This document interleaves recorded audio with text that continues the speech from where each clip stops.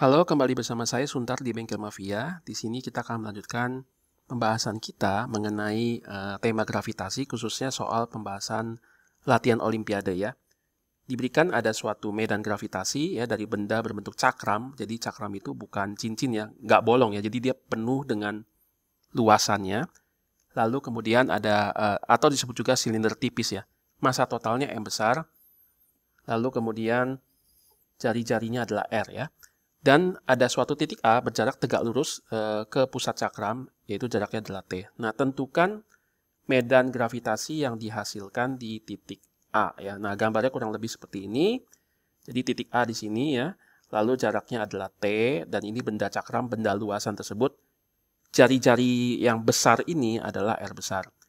Nah, untuk menghitung ini saya kira ya kita perlu melihat video sebelumnya yang kita sudah menghitung medan gravitasi untuk benda berbentuk cincin.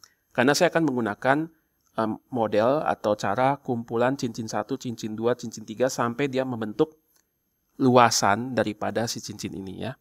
Jadi silakan ditonton terlebih dahulu. Jadi ada suatu model seperti ini ya. Jadi soal sebelumnya itu kita mencari medan gravitasi dari titik A akibat benda berbentuk cincin yang bermassa M. Jari-jarinya di sini R kecil, anggap aja begitu ya. Dan kita sudah dapatkan bahwa hasil dari perhitungan kita, gravitasi pada titik A akibat benda cincin itu bolong ya. Lalu kemudian kita dapatkan itu adalah G kalikan massa total, kalikan T tingginya ini ya, ke pusat ya, per R kuadrat tambah T kuadrat dalam kurung pangkat 3/2. Dan ini arah daripada medan gravitasi akibat cincin ini adalah ke bawah. Betul-betul lurus ya, sudah netonya ya. Sudah di total dan sudah netonya arah ke bawah. Nah, kita ingin menghitung medan gravitasi akibat cakram yang luasan ini dengan menggunakan kumpulan cincin-cincin itu. Sebelumnya, kita lihat dulu bahwa benda ini ya kan bentuknya luasan. Jadi bukan lagi benda yang bentuknya panjang ya, kawat bukan seperti itu, tapi luasan 2 dimensi. Maka karena dia homogen, kita bisa melihat massa persatuan luasnya adalah konstan. Massa total M besar per ya A besar ya luas total adalah konstan. Sebut saja konstanta ini adalah sigma. Saya pakai simbol ini ya. Dengan demikian kalau saya ambil potongan kecil luasan di sini, itu juga berlaku karena homogen ya. Jadi delta M potongan kecil itu massanya ya dibagi dengan luas potongan kecil itu per delta A. Itu harus sama dengan konstan yang sama ini, nilainya harus sama, yaitu sigma.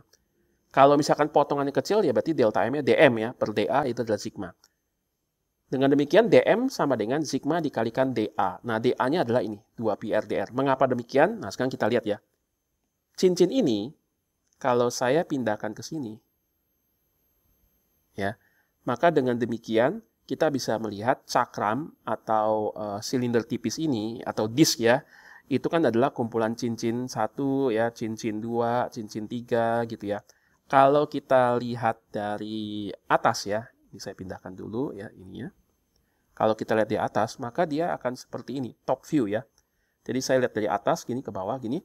Maka cakram ini ya, ini yang besar ya cakramnya. Lalu ini cincinnya saya pakai warna orange. Perhatikan bahwa cincin ini sekarang karena saya mau jumlahkan dari yang kecil makin lama makin besar sampai menutup luasan ini. Berarti cincin ini harus memiliki ketebalan. Jadi bukan lagi kayak garis yang cuman 1 dimensi ya, tetapi ini sebenarnya ada ketebalannya yang tipis ya. Nah, kalau misalkan kita lihat dari sini, cincin ini jari-jarinya adalah R kecil ya. Jadi ada R1 kecil, nanti makin besar R2 kecil, makin besar R3 kecil ya.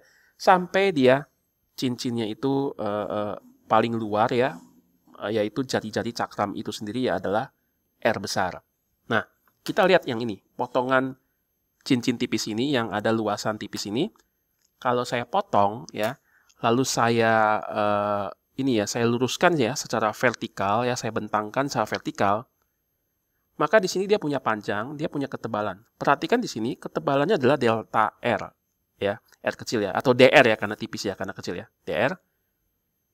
Lalu panjangnya ini keliling lingkarannya. Panjang ini adalah keliling lingkaran ya, yaitu 2πr. Nah, perhatikan ini 2πr. Jadi luasan daripada persegi panjang tipis ini adalah tinggi dikali lebarnya. 2πr dikalikan dr. Maka dA, luasan tipis ini ya, 2πr kali dr. Atau saya bisa gunakan dari perspektif yang lain. Kalau kita lihat ya, ini kan lingkaran ya. Lingkaran luasnya adalah πr kuadrat. Ya, lingkaran itu luasnya adalah πr kuadrat. Saya mau cari perubahan luas ya, dibagi dengan perubahan penambahan atau pengurangan jari-jarinya, dA per dr.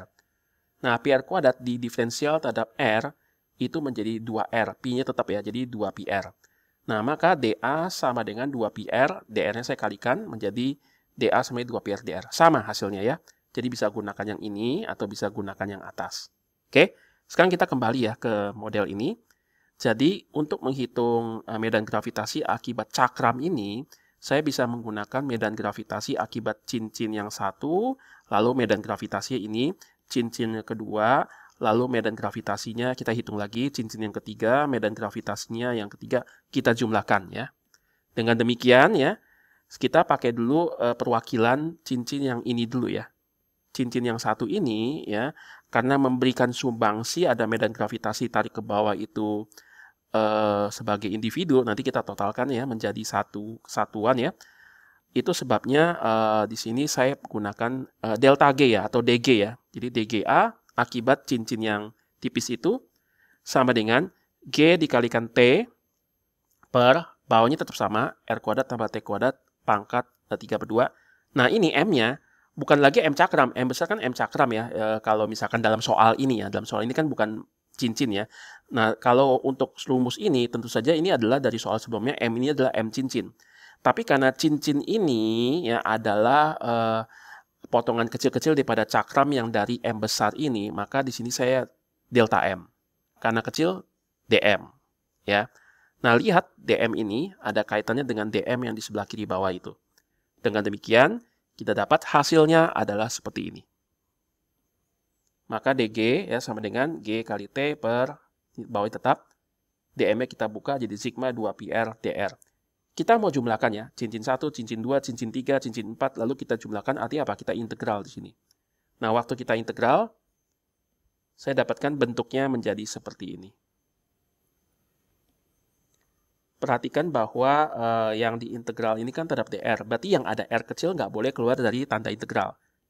R-nya tetap di sini, yang ini yang di bawah tetap di dalam sini ya.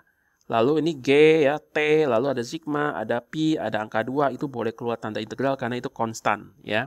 Sehingga kita perlu menghitung integral dengan bentuk seperti ini. Nah, bagaimana kita menghitung bentuk integral seperti ini? Saya akan fokus kepada penyelesaian untuk bentuk integral ini dulu ya. Baru nanti kita kembali lagi masuk ke dalam perhitungan ini ya. Oke, mari kita coba menghitung integral ini. Untuk melanjutkan persoalan sebelumnya, kita sudah dapatkan bentuk matematis seperti ini.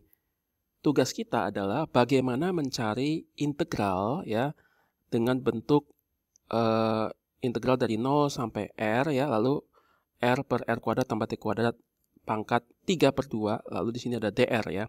Nah, karena kita mau menghitung ini, daripada saya nanti menuliskan ini berulang-ulang, saya fokus pada bentuk integral ini saja ya. Lalu kemudian saya menggunakan mungkin simbol yang teman-teman lebih tahu lah ya, lebih biasa. Jadi integral, nah di sini R-nya saya ganti X saja, lalu dr-nya jadi dx, di sini jadi X kuadrat, T-nya kan konstanta ya, saya pakai A kuadrat saja. Batasnya saya hilangkan dulu, saya fokus kepada bagaimana mencari hasil integral dari bentuk seperti ini. Ya. Nah, kalau kita perhatikan di sini mungkin kita terbesit bahwa ini jangan-jangan integral dengan cara metode substitusi trigonometri karena ada X kuadrat tambah A kuadrat. Tapi ternyata di luarnya ada mengandung X.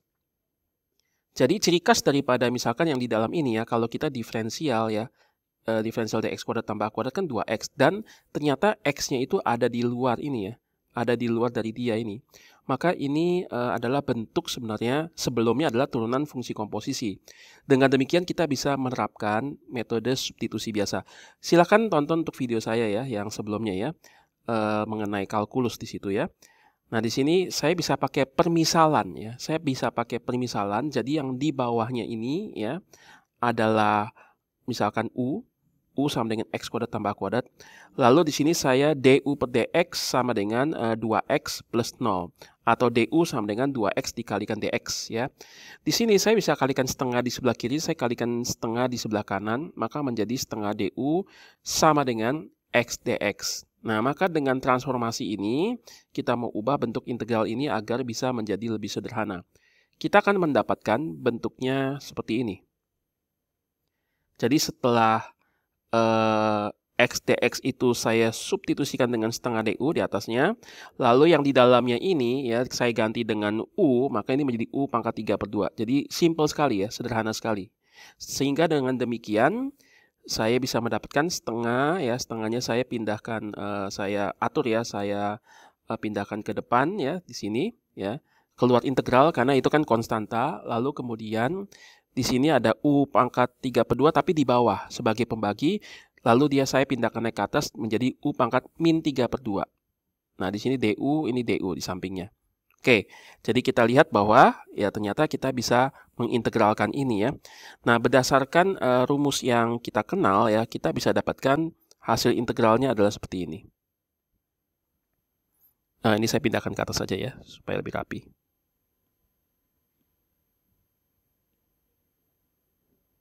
Oke, lalu kemudian dengan menggunakan rumus ini 1 per pangkatnya ditambah 1 dikali U pangkatnya tambahin 1 plus C ya, karena ini kan integral batasnya tidak diketahui. Lalu di sini ada setengah dikalikan ini ya, dikalikan ini. Perhatikan yang bentuk ini 1 dibagi 1 plus min 3/2 itu 1 per ya itu min setengah. Min setengah maka 1 dibagi min setengah sama aja ini min 2 ya. Jadi dengan demikian kita dapatkan setengah dikali dengan min 2 ya. Lalu di atasnya di sini ada bentuk U pangkat min 3/2 tambah 1 U pangkat min setengah plus C. Setengah dikali min 2 itu min 1. Kita dapatkan bentuknya menjadi seperti ini. Jadi min ya 1 dikalikan, nah U pangkat min setengah itu kan 1 per U pangkat setengah atau 1 per akar pangkat 2 dari U ya. Apa itu U? Kita kembalikan lagi ke bentuk awal soalnya, yaitu adalah seperti ini. Maka dengan demikian kita sudah berhasil menghitung integralnya. Tetapi kita belum memasukkan batasnya kan? Kita belum memasukkan batasnya. Dengan demikian ya, kalau misalkan kita memakai bentuk soal yang di atas seperti ini, dia akan menjadi seperti ini ya bentuknya. Nah, kurang lebih seperti ini. Ya, jadi saya kembalikan lagi bahwa di sini R-nya ya. R-nya itu apa namanya? Tadinya X jadi R ya, tadinya A jadi T ya. Lalu kemudian di sini saya memasukkan angka ini ke dalam ya, jadi minus 1 per R besar ya. Seakar R besar kuadrat tambah T kuadrat plus C kurang masukkan 0 ke dalam ya, masukkan batas atas, masukkan batas bawah. Maka kita akan mendapatkan bentuknya menjadi seperti ini. Ya.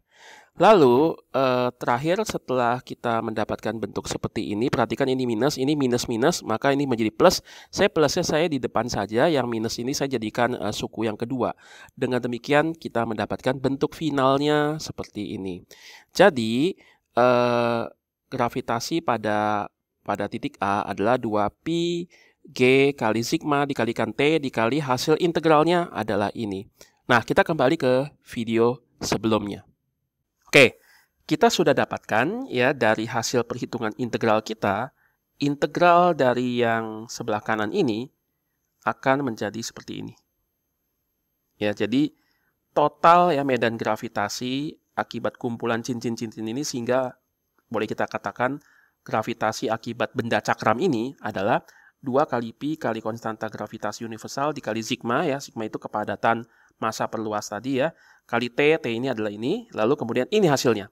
Hasil integral ini adalah ini. Nah, ini kita mau coba sederhanakan. Masalahnya ada beberapa hal ya. Ada sigma yang tidak diketahui di soal, tapi kita tahu bahwa sigma itu adalah ini, massa per luas. Nah, massa diketahui di soal ya kan, massa total ya diketahui di soal.